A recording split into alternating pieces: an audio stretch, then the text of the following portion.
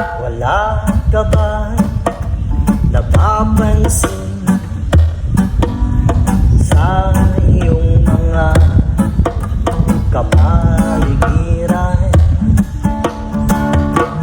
Kay dumi na ng hangin, pati na ang mga ilog natin.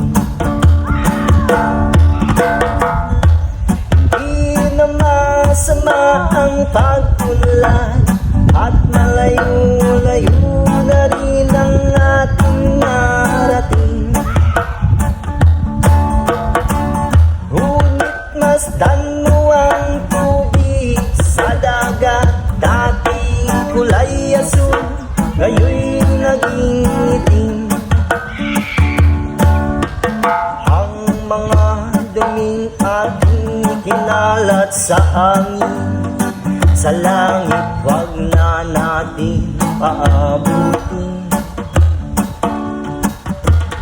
Upang kung tayo'y pumanaw man sa riwang hangin, sa langit natin matitikman.